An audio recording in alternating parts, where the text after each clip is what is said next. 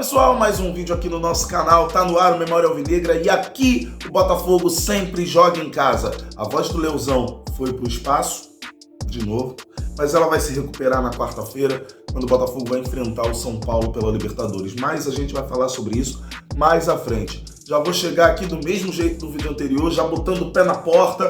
Se inscreve, deixa o like, compartilha esse vídeo e o canal para todo mundo, nos grupos do WhatsApp, pra gente bater aquela nossa mini meta de 9.000 inscritos, tá?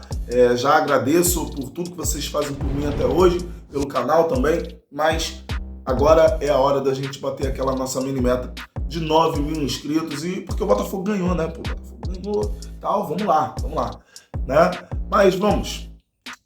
Gente, falando sobre a partida contra o Corinthians, já vou pedir desculpa para vocês se tiver algum barulho externo, é porque tá passando aqui pela minha área algum carro de político gritando. Então, assim, se passar alguma coisa, vocês ouvirem algum nome, algum número, não é propaganda política no canal Memória Alvinegra, é alguém passando por aí e gritando, tá? Mas vamos lá. No pré-jogo, quem assistiu, ficou muito claro que eu deixei de falar do Corinthians. Alguns inscritos até vieram com algumas coisas falando sobre o time do Corinthians. Isso também ajuda o vídeo, né? Fica autoexplicativo também, né? Mas muita gente falando, não, tem que parar o Garro. Se parar o Garro, a gente ganha fácil. E passava por aí mesmo, entendeu? Por isso que eu não falei no Corinthians no pré-jogo, porque o Corinthians era muito claro que eles iam colocar um ônibus na zaga, né? Na defesa, para não deixar o Botafogo jogar, e ia jogar bola no Garro o tempo inteiro, né? Eu sempre gosto de citar o exemplo de um maluco no pedaço, aquele episódio do passa pro Will.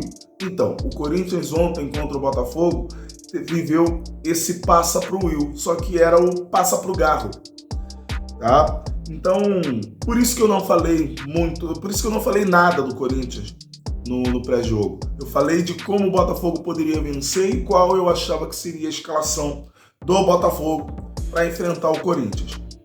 Acertei quase toda ela, só errei o Alex Telles.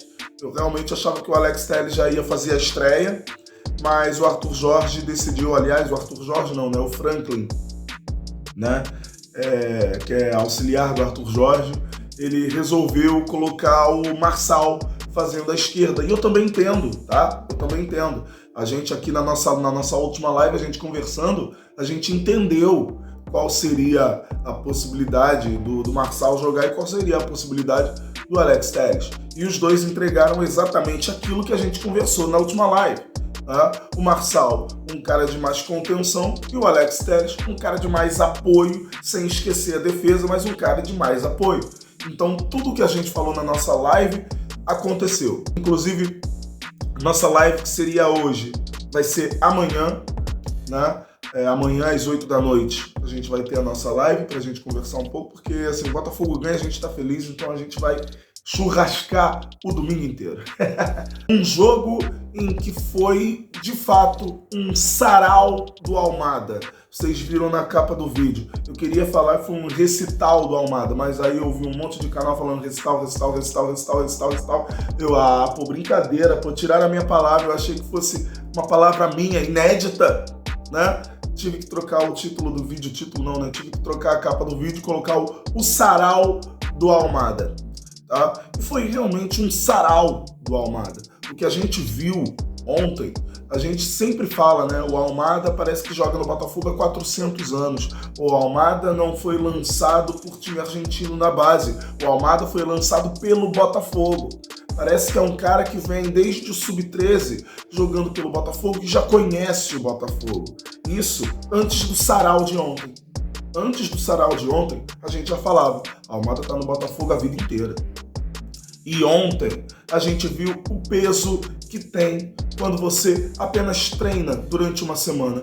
Qual é a tecla que eu sempre bato aqui no canal? Quem é ligado aqui nas coisas que eu falo aqui no canal, com certeza já ouviu o Leozão falando isso. O que eu sempre falo? O Almada é aquele craque que precisa conhecer o seu companheiro. E como o craque conhece o seu companheiro? Como o craque consegue decifrar como o seu companheiro joga? Do jeito que o companheiro domina a bola que o craque toca. E o Almada, ele já vinha fazendo esse conhecimento com mais profundidade com o Savarino.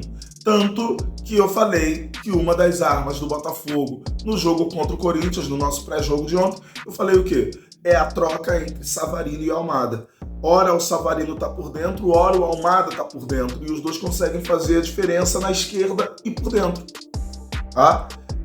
Então o Almada, nesse período em que ele estava tendo muito jogo do Botafogo, ele conhecia os seus companheiros tocando para eles. O jeito que o companheiro dominava, ele sabia como ele poderia usar esse companheiro.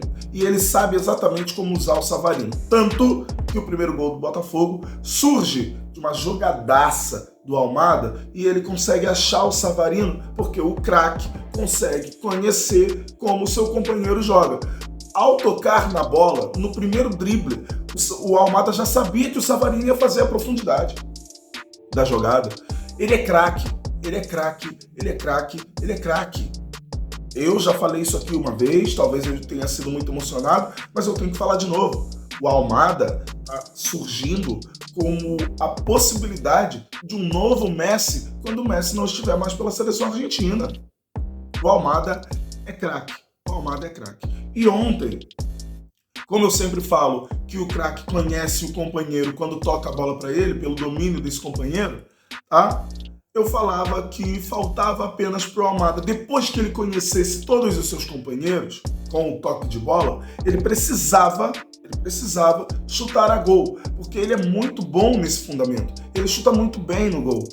Ontem ele teve pela primeira vez essa atitude, teve um chute que acabou indo para fora e o chute que ele acabou marcando o gol do Botafogo, o segundo gol, e foi muito importante. E foi o primeiro gol do Almada com a camisa do Botafogo. Faltava só isso. O Almada, gente, é craque. Simples assim. O Almada é um craque. Só faltava para ele se soltar um pouco mais. Mas ele escolheu ir devagar. E por ir devagar, foi seguir o caminho mais responsável.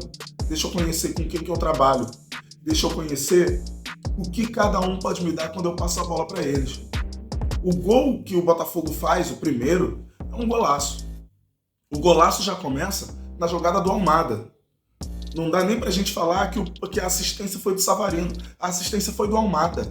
Porque quando o Almada faz o drible, ele automaticamente já abre um buraco na defesa do Corinthians e o Savarino passa. Então toda a jogada foi do Almada. Repito, gente, o Almada é craque. O Almada é aquele jogador que ele tá chegando para ser o novo Messi da seleção argentina. Não sei se vai ser o gênio que é o Messi, tá? Mas o Almada surgiu no futebol para ser o novo, para ser o cara que vai seguir com o bastão, tá? O cara que vai continuar, o cara que vai ser referência técnica como o Messi foi por tanto tempo, desde 2006 até hoje, né? Enfim, não estamos aqui para falar do Messi, mas grande partida do Almada, primeiro tempo do Botafogo surreal. Chegou um momento na partida que o Botafogo tinha batido 72% de posse de bola no primeiro tempo, tá? E o Botafogo jogou exatamente do jeito que se esperava, tá?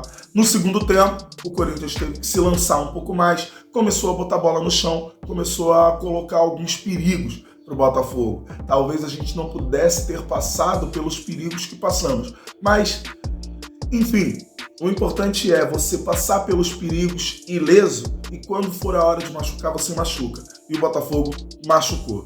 2-1 contra o Corinthians, grande partida no primeiro tempo. No segundo, uma partida um pouco mais lenta do Botafogo, admito, mas eu posso dizer ali que foi 10 no primeiro tempo e no segundo eu daria, 7,5 no segundo tempo. Os momentos de perigo que o Corinthians teve foram nos pênaltis. E os dois por jogadas não irresponsáveis, não vou dizer isso, mas os dois por ações temerárias dos seus atletas. O Marçal e o Barbosa deram a oportunidade da arbitragem, de repente, fazer com que o Corinthians vencesse o jogo, porque na dúvida é sempre para eles, né? É sempre muito complicado você jogar contra o Corinthians por conta disso. Encerrada essa parte do jogo, falando agora sobre as estreias e o John, tá? E só para constar, faltam 12. Pezinho no chão, vamos devagar, faltam 12. Faltam 12 trabalhos para a gente fazer para que a gente seja campeão brasileiro. E faltam 5 trabalhos que a gente tem que fazer para ser campeão da Libertadores. Bom, falando do John, eu particularmente estou muito feliz com o John. Porque a coisa que a gente mais escutava era: o John não pega pênalti, o John não pega pênalti, o John não pega pênalti, o John não pega pênalti. Porque ele nunca tinha pegado um pênalti como profissional. Ele tinha até a fama de paredão, né, pegador de pênalti na base, mas quando ele se tornou profissional, se não me engano, em 2020, de 2020 para cá ele nunca pegou um pênalti. E ontem ele pegou o primeiro. E eu, antes da cobrança, eu tava: John, hoje é a tua noite, hoje é a tua noite, hoje é a tua noite. E foi uma grande defesa do John e também a percepção de que o rebote estava muito mais próximo do jogador do Corinthians e a tirada de bola do John com os pés. Não trabalha muito bem com os pés? Trabalhou na defesa do pênalti, defendeu o pênalti e com os pés evitou que o rebote fosse corintiano, escanteio para o Corinthians e grande partida do John. Sofreu um gol de pênalti, ok, beleza? Mas grande partida do John ontem. Mais uma grande noite do John.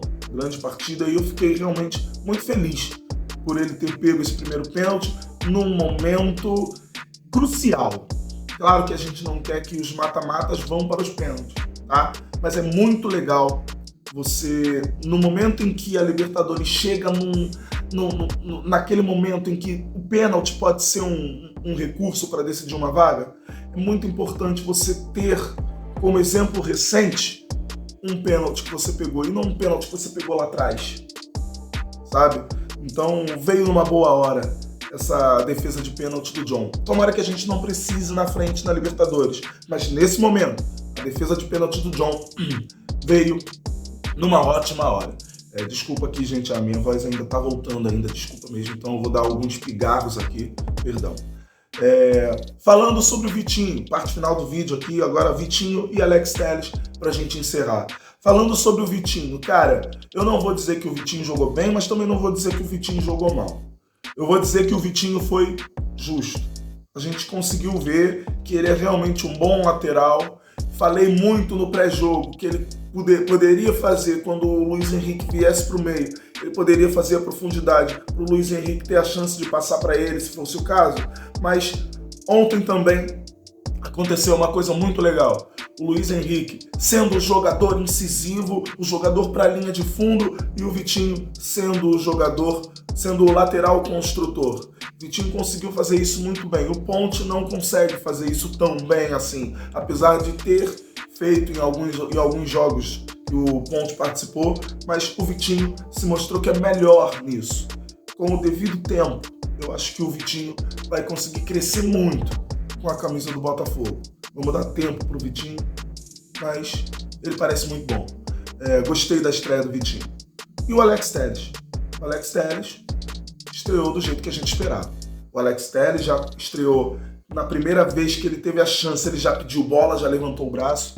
Ótimo trabalho do Alex Telles. O outro também tem muito ainda para melhorar. Tem o Catar nas costas, quer dizer, Catar não, né? Tem a areia do deserto árabe nas costas, né? Mas a gente já viu que não é tão pesado assim. A gente já viu que nos próximos jogos ele já vai tirando isso. Talvez contra o São Paulo o Marçal possa começar jogando de novo, mas o Alex Telles já deixou bem claro ontem que ele vai ser o cara da lateral esquerda. Grande estreia do Alex Telles, boa estreia do Vitinho, baita partida do Botafogo, talvez a melhor partida do ano, e que a gente faça a próxima melhor partida do ano também contra o São Paulo. E contra o São Paulo, gente, é fazer o básico do que a gente sabe fazer.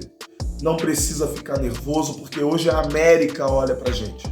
Hoje a América visa o Botafogo. Nós eliminamos o Palmeiras. Nós eliminamos simplesmente o Palmeiras, o papatudo da América do Sul.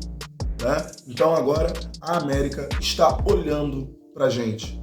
A gente não precisa ficar com medo disso. A gente precisa receber esses olhares, ficar tranquilo e fazer o nosso. Fazer o que a gente sabe fazer, e o que a gente sabe fazer trouxe a gente para o momento que a gente está vivendo. Então, é fazer apenas isso. Acabou. Simples assim. E eu tenho certeza que a gente vai conseguir um grande resultado na quarta-feira contra o São Paulo e que venha o clássico contra o Fluminense. Não vai ter a sala de justiça hoje, mas o Botafogo é líder do Campeonato Brasileiro com 53 pontos. E agora eu queria perguntar para o PVC, e aí, quem é o líder por ponto perdido? Tem alguma coisa para dizer? Tem algum asterisco? O líder é o Botafogo. Bom, vídeo feito, vídeo entregue. Passa esse vídeo para todo mundo. Se inscreve no canal se não está inscrito ainda. Ativa o sininho para não perder a notificação dos próximos vídeos. Grande abraço para vocês. Valeu. Fui.